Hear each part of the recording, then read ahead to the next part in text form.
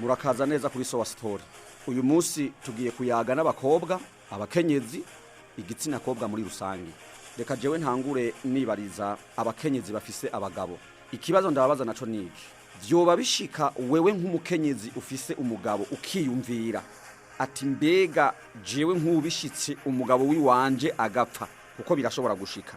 Noshobora kumara imyaka 7 canke imyaka 10 ata mugabo mfise. Nirarana mu buriri bwa jewe nyene ndara nizinze ntafise umugabo anjyama impande. Ico kibazo nyimba wama ucibaza. Woba wibaza ku bagore bapfakaye, babapfakazi batagira abagabo. Bagapfakara bafise abana 3, abana 4. Birazwi neza yuko abahungu bubu, imisore yubu ishaka kurongora abantu bakiri bato bari hagati y'imyaka 18 na 22 nkuko. Biravuze ngo uyu muntu yapfakaye amaze kuvyara imbyaro 3-4, uyu nta musore akimukeneye. Uyu bivuze ngo nuwo mugirira ikigongwe akamutora akamugira umugore n'umugabo asanzwe afise umugore. Ikibazo rero aho gica kiza naha, mbe ko abagore ari benshi mwisi gusumba abahungu, kubera yuko ubu mwino saha tuvugana mu mwaka 2025 mwisi hari abantu imiliyaridi 8 n'ibihumbi amajana 5, no kuvuga imiliyaridi 8 n'inusu. Murabo no kuvuga yuko imiliyaridi 5 n'inusu n'abagore. Bivuze ngo imiliyaridi 3 n'izabagabo. Bivuze ngo kugira ngo abakobwa bose bo mwisi baronke abagabo, byosaba yuko buri mugabo wari wese wo mwisi uwo ari we wese atora abagore 2. Kandi wibuke yuko muri abo bagabo bake bari ngaha muri inosi abenshi bari mu mpimba. Muzoze muraraba abantu baba bafunzwe nka 95% baba ari abagabo. Hariho nabandi bagabo benshi bibimuga, nabandi batanafise n'umugambi wo kurongora kubera ubukene. Abo bose rero urumva bari kuri gwa rutonde, nabo baragira gute baraharugwa kubera ko bariho. Woba rero wibaza ikibazo ati mbega none abapfakazi bapfiriwe n'abagabo bari muhira iwabo batagira abagabo bamaze imyaka 7, 8, 10 bari iwabo canke bari mu nzu basigiwe n'abagabo, mugabo abagabo babo bakaba barapfuye, woba wibaza ukuntu babayeho? Woba wibaza ati nzomara imyaka 5, 7 ata mugabo mfise canke ubuzima bwanje bwose ata mugabo mfise? Aha rero tukibaza iki kibazo uce wibaza ikibazo. Nukuvuga abagore ni benshi gusumba abagabo. Mugabo aba bagore bose bari kwisi nta numwe adakeneye kurongorwa, buri mugore akeneye umugabo kiretse ufise ubugwayi. Ariko rero aba bagabo bake umugore yamaze kumwironkera yipfuza yuko yo mwisangiza ntihagi wo amusangira. Ikibazo ncambaza ni iki? Mbega nawe nk'ubwo mugabo wawe apfuye canka akakwirukana canke hakabikindi kintu cyose cyotuma muvana, kudashaka yuko umugabo yotora abagore barenze umwe, ico kintu utacumva, urisire yuko nawe uzocuronka umusore agutora? Okay, urashobora kubwa amahirwe ukamuronka. Duspose rero umusore wamubuze, bibaye ngombwa kumara imyaka 5 uri kwa nyoko, utaha mu nzu ya mama wawe, nyoko wawe aguha amategeko, uryama wizinze nk'ipine ry'imodoka, uri mu buriri bwo mu nzu ya mama wawe. Ikibazo wumva urisire kuzomara imyaka 5, imyaka 7, imyaka 10 wewe utararonka umugabo ukihangana? Okay, reka rero dusubira twibaza ikindi kibazo. Mbe wewe nk'umukenyezi kutumva neza yuko umugabo wawe yotabara agatora uwundi mugore akaba mugenzawe mugasangira umugabo muri 2 naho mwuba 3 nta kibazo, mbere wanashaka n'ubwo bo 4 mu gihe bishoboka? Ikibazo burya wewe umaze imyaka 5, 7 utaha mu nzu kwa mama wawe utararonka umugabo, bamba utararonka umusore aza kukuresha ngo agutore akugire umugore wiwe nk'umusore. Burya tutabeshanye wewe nihaza umuntu w'umugabo afise umugore umwe canke abagore 2 akaza kukuresha, burya ntuzomwemera? Tuvuga no kuri ntabwo uzomwemera. Aha hantu rero nabonye hariho ubujyajya budasanzwe. Ati ubwo bujyajya n'ubuhe? Umugore yafise umugabo ari yibagirwa yuko nawe ashobora kumubura uwo mugabo agapfa canke akamwirukana. agaca arahira kumwumwa yuko umugabo wiwe atotora uwundi mugore ngo babana ari babiri. Mugabo gaca wibaza none uyu nk'ubu umugabo nawe apfuye azomara imyaka 7 ari mu rugo guwo mugabo yamusizemwo canke yarasubiye iwabo kwa nyina amare y'imyaka 5 canke 7 ari mu rugo iwabo haje umuntu w'umugabo aje kumuresha amwankire. Jewe nzi abagore benshi barahira bakumwumwa yuko batopfa bagiye kuco bita ihari mu Kirundi, nukuvuga ku mugabo afise uwundi mugore. Mugabo inyuma yo kwirukanwa n'abagabo byahoze bibana canke se abagabo byahoze bibana bagapfa, uyu munsi bari ku bagabo bafise abandi bagore 2 canke 3. Ari nayo mpamvu nashaka mbwire abagore bitewe nigwirirana ry'abagore bahari nigabanuka ry'abagabo rihari, hariho ikintu abagore mukwiye kwiyumvira, na cyane ko ngaha mu bihugu iwacu usanga abantu benshi bashingiye no kumyemerere, ugasanga n'abantu bavuga ko bizera Imana nubwo keshi abavuga ngo barizera Imana bo bari ubujanja bo bari ububeshi atari ivyo. Reka duhere dufate nko ku bakristo, abakristo ku bantu basanzwe bizera igitabo ca Bibiliya. Iri gabanuka ry'abagabo mubona ni ibintu byavuzwe muri Bibiliya mu kanya ndaza no ku bayisilamu. Nk'ubu usomye Bibiliya ugasoma igitabo c'uwitwa Yesaya ikigabane ca 4 ugahera ku murongo wa mbere, havuga ngo abakobwa ndwi bazofata umugabo umwe bamubwire bati tuzokwirira ivyo kurya byacu, tuzokwiyambika impuzu zacu, kimwe gusa uduhe kwitirirwa izina ryawe nawe uduteturure. Bivuze iki? Hari igihe abakobwa bazoba beshi ku buryo bw'uko abakobwa 7 bazoba bipfuza kuba botogwa n'umugabo umwe. Ivyo biri muri Bibiliya muri Yesaya ikigabane ca 4 ku murongo wa mbere. Uwo mugabo kumbure kubera ubukene aca babwiye atoya jewe murabona sinoshobora kubagaburira sinoshobora kubarisha nimungira ikigongo aca muga ati oya tuzatekana twebwe ivyo by'ivyo kurya ntavyo tugusavye twe tuzokwirisha ivyo kurya twe tuzomenye tubivana.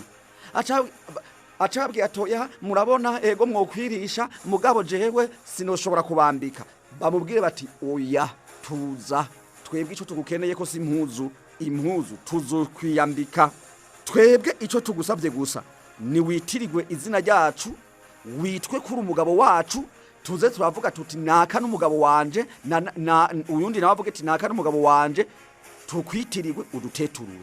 Ivyo ni kuri Bibiliya. Ubandani dusoma Bibiliya uraza kubona neza yuko n'abantu batanguriye twebwe mu birabana n'ukwemera, abakurambere mu birabana n'ukwemera baratoye abagore barenze umwe, nubwo uyu munsi abapastori bacu batwigisha gutora umugore arenze umwe ari gicumuro. Mugabo ndahamya ivyo bintu n'ububeshi ntaho byanditse, kuko sinibaza yuko hoba hariho umupastori yemera Imana gusumba Dawudi sekuru wa Yesu. Uwo mupastori nta uhari. Mugabo usomye ingoma ya 3 ikigabane ca mbere ca 3 ku murongo wa mbere hagaragaza ko Dawudi yatoye abagore barenze umwe mbere barenze 4. Ingoma ya mbere ikigabane ca 3 ku murongo wa mbere.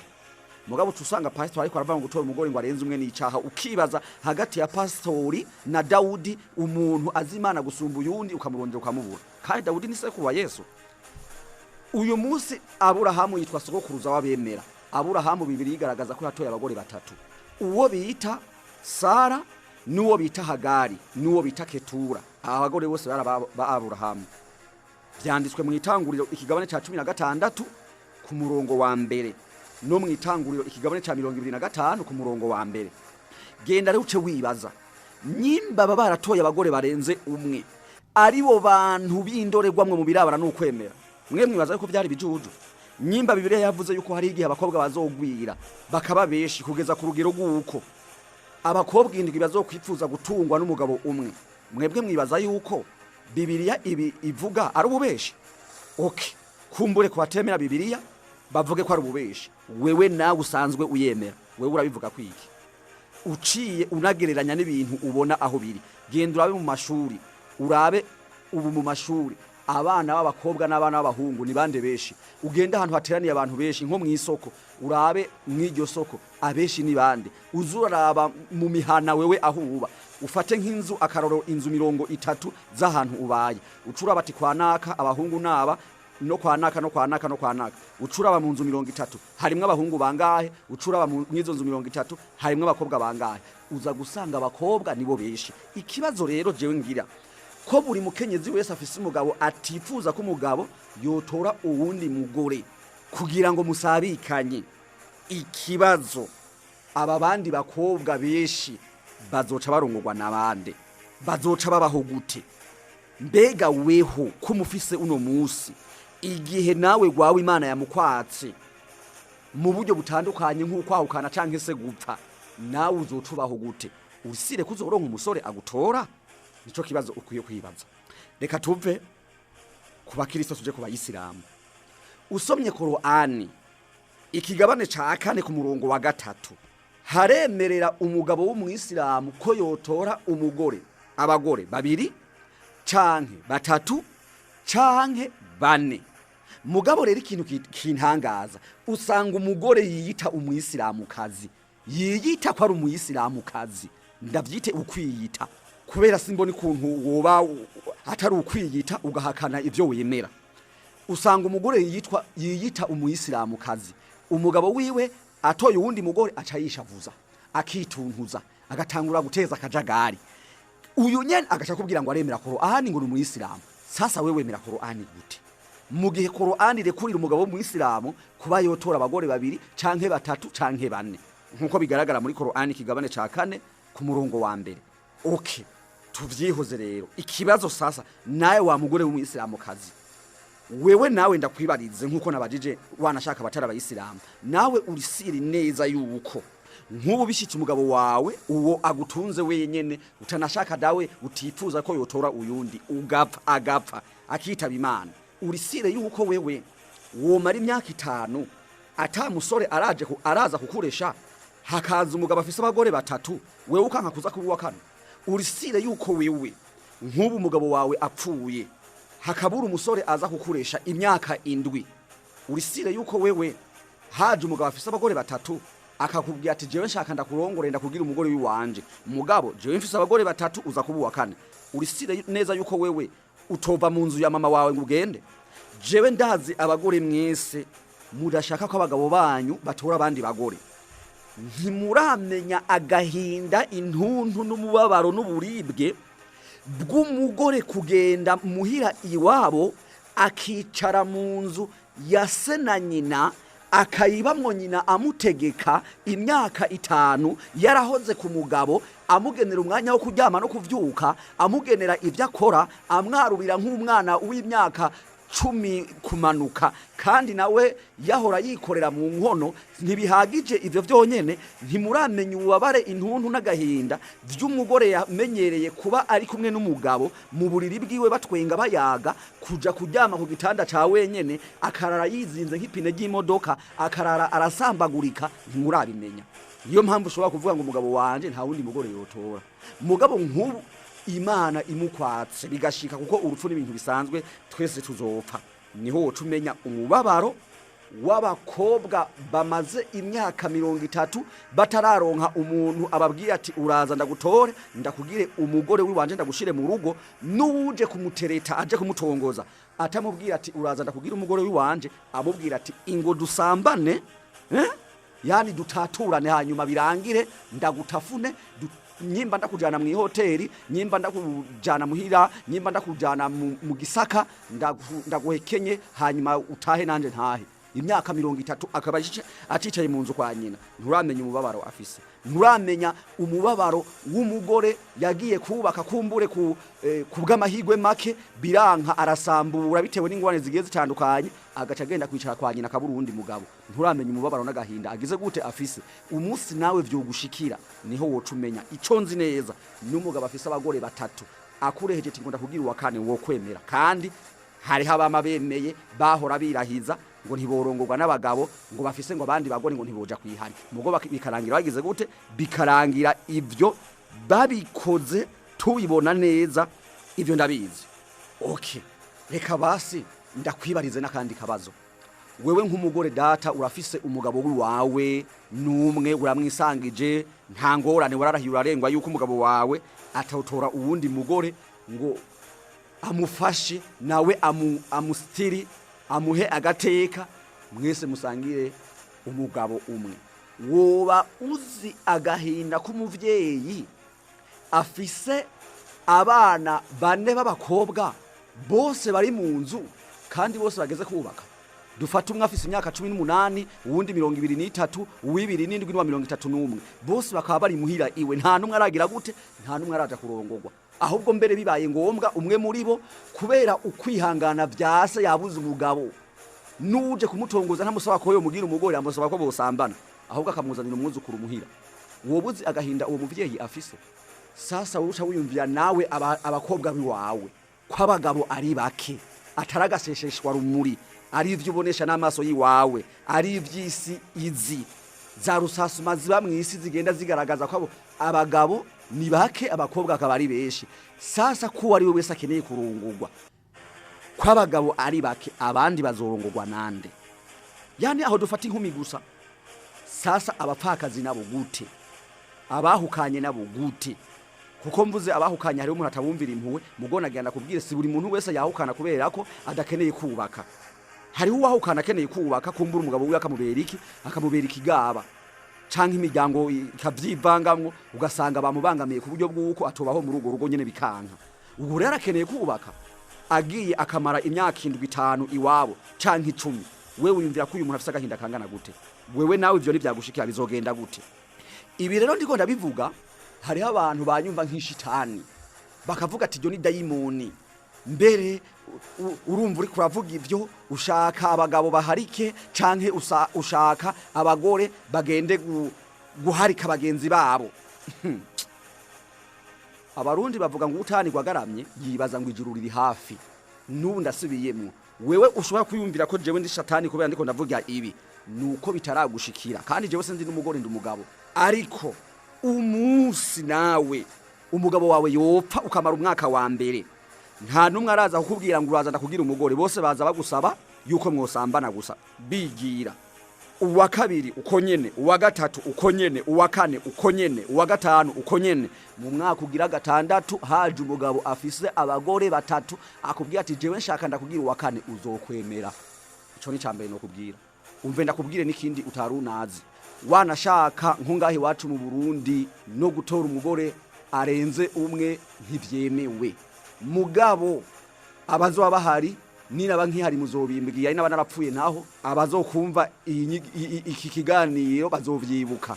Hari igihe kizogera leta yo nyene ubwayo kubera igwirirana ry'abagore nigabanuka ry'abagabo leta yo nyene ubwayo igatangura gushimira no guha umudari umugabo atoye umugore arenze umwe atoye nk'umugore agira kabiri kubera ko azoba kebuye kimwe mu bibazo azoba atanze uruhara rwiwe canke se umusada wiwe mu gukemura ikibazo kimwe mu bibazo bizoba bihanze leta ico gihe.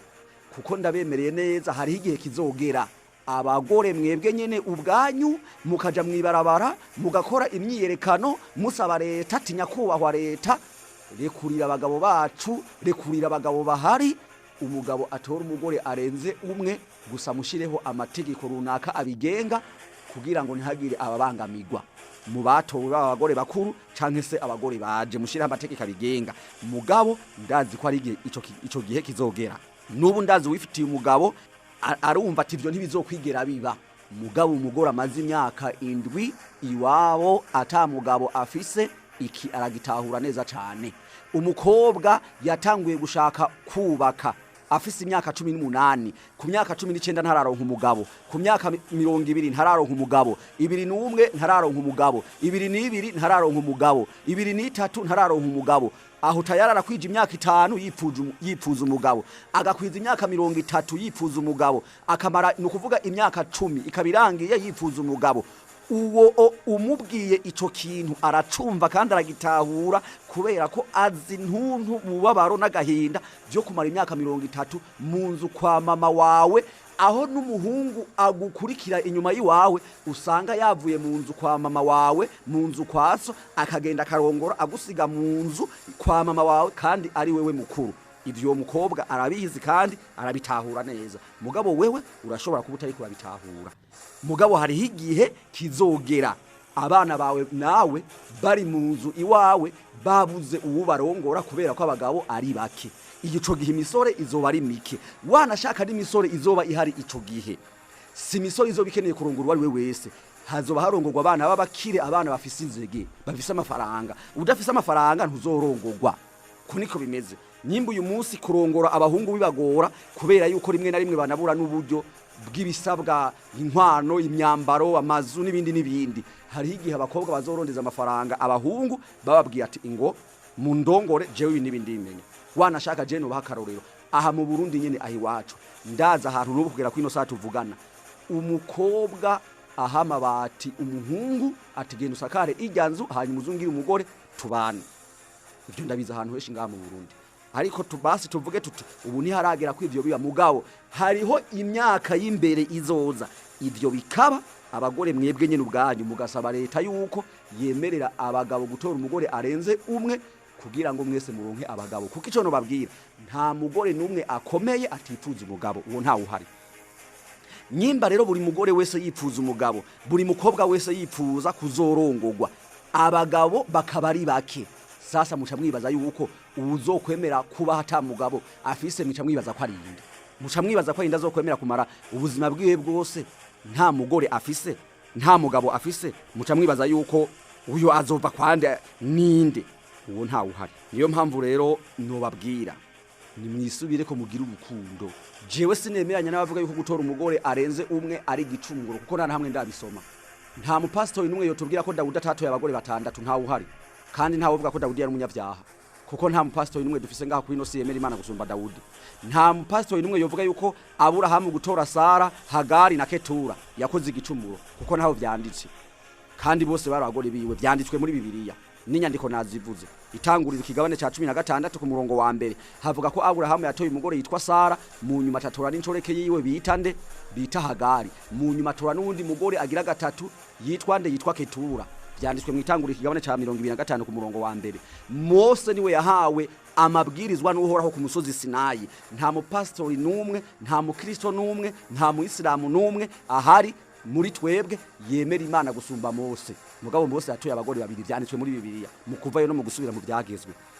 None uyu munsi nyimba Bibiliya yaturi kavuga ko abakobwa bazogwira bakaba beshi. Muhammad ni intumwa nyeranda mu idini rya Islamu. Hari inyigisho yagaragaje ko hari hazogera igihe mu bihe bya nyuma mbese wanashaka kikaba kimwe mu bimenyetso bigaragaza imperuka abakobwa bazogwira abahungu bakaba bake. None musha mwibaza ko yabeshe ndabisha amaso rero wewe ahubaye mu kibano mu bavyeyi 10 bavyara abavyara abahungu ni bangahe abavyara abakobwa ni bangahe. Havuka abakobwa beshi gusumba abahungu kandi abo bakobwa beshi bavuka bose bakeneye abagabo.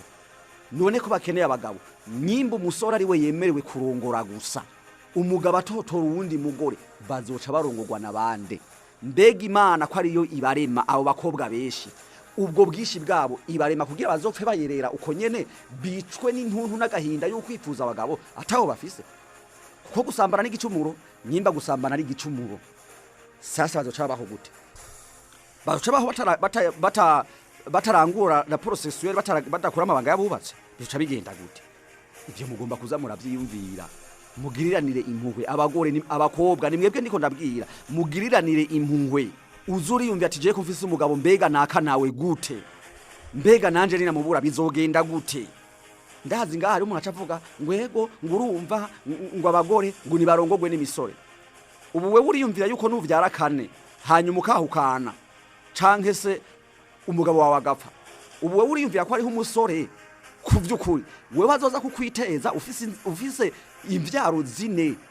Hariho umukobwa w'imyaka 19 20 n'ubu ubu we uriyumvira yuko ibyo bintu bizoshoboka. Naho vyoshoboka mwijana bizoshobokera umwe babaye beshi bazoba babiri abasigaye mwese nabagabo.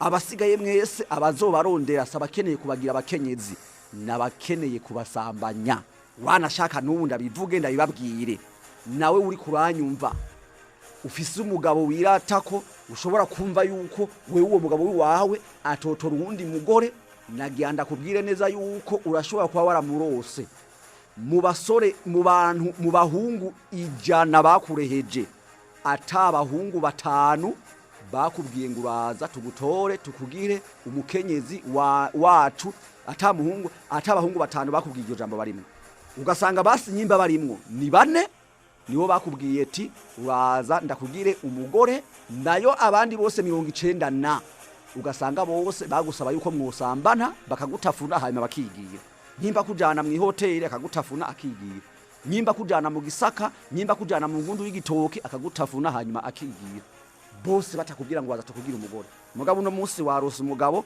wewe rero urumva ntiwibaza ntushira mu nyura bwenge ngo wibaza ati mbega bajya bahabuze abagabo nibijuju jewe mfise ubwenge bwishi gusumbabo mbega ivyababaye ko jewe ntivyombako ivyo bashobora kubutavyibaza mugabo hari igihe bizogira gute nawe ivyo bizokubako wewe nyine ubwawe ukagira gute ugacanganyikirwa ndasubiyemo ugacanganyikirwa ukabura ivyo arivyo ubwo rero jewe zari impanuro gusa ndiko ndabaha mwebwe muvyibaze na cyane je abantangaza ni nk'abayisilamukazi bobo babasanzwe bagize gute no mwidini ryabo bigize gute vyemewe mugabo gasanga yishavuje yituntuje yikarakatije yagize gute kandi asanzwe none ndababaze ntimwemera Qur'an kuko mwidini ry'ubwisilamu umuntu hakanye ikintu cyo cyose muri Qur'an uwo ntafatwa nk'umuyisilamu mwidini rya Islamu umuntu hakanye umurongo uwo ari wo wose mu mirongo ibarizwa muri Qur'ani uwo sumuyisilamu uwo mu rutonde rw'abayisilamu ntabarimwo none ko Qur'ani kigabane ca 4 ku murongo wa 3 habivuga ivyo ngivyo yuko umugabo ari kuriwe gutora abagore 2 canke 3 canke 4 wewe uwo murongo ukaba ibivugwa muri uwo murongo ubipinga canke se bitakunezera kuvyukuri wewe uri umuyisilamu kazi okay basi wewe ivyo abayisilamu tubireke wewe uri umukristo ko Aburahamu yatoye abagore 3 Sara Hagari na Ketura sasa wewe wibaza neza yuko wewe guhakana ivyanditswe muri Bibiliya tutabeshanye uhakanye ivyanditswe muri Bibiliya uracara umukristo w'ukuri aya sekuru wa Yesu yitwa Daudi niko Bibiliya ibivuga Matayo kigabane ca 2 ku murongo wa 2 havuga yuko ba sekuruza ba Yesu harimo Daudi ikibazo nyimba sekuru wa Daudi wa Yesu Daudi yatoye abagore 6 wewe wibaza neza yuko uhakanye ivyo bintu kandi vyanditse muri Bibiliya wewe uracara umukristo vy'ukuri niyo mpamvu hari abantu bazoza baratuka abantu babwira ngo mwebwe muri abapagani kumbe nabo ubwabo n'abapagani jewe rero mu kurangiza kino kiyago deka jewe ndangize nibariza abakenyezi akabazo kamwe gusa wewe ububishitse umugabo wiwawe agapfa uremanga yuko uzomara ubuzima bwawe bwose uzobaho ubuze umusore aza kukuresha uremeza yuko wewe niyo wamara imyaka 7 umugabo wawe mwaravanye uremeza yuko wewe umugabo naza kukuresha umuntu afise umugore uremeza neza yuko wewe utazovyemera okay ubu wewe woba wibaza ukiyumvira ku mukobwa amazi imyaka 15 yifuza umugabo ataramuronka nagiyanda kubwire yuko agahinda intuntu umubabaro abantu bamaze imyaka 10 b'abakobwa bifuza abagabo bakeneye kubaka batararonka bo bubakana bafise wewe kazogusya ku buryo bw'uko inyuma y'imyaka 2 wayumvishije 2 haje umugabo afise abagore 3 uzo mubwira ati jewe ntora utumugira wa 4 utume untora mwibanga ntubibwire n'abantu nyimba we uba ngaha ibujumbura utubuntwara mu Kayanza canke utubuntwara mu Kirundo nyimba ubimuyinga jewe tubuntwara mu Ruyigi nyimba uba mu Ruyigi tubuntwara imakamba canke ntumujabukana muri Tanzania mugabo ngira umugore uzotume jewe uzoba urantahira rimwe mu mezi 3 mugabo jewe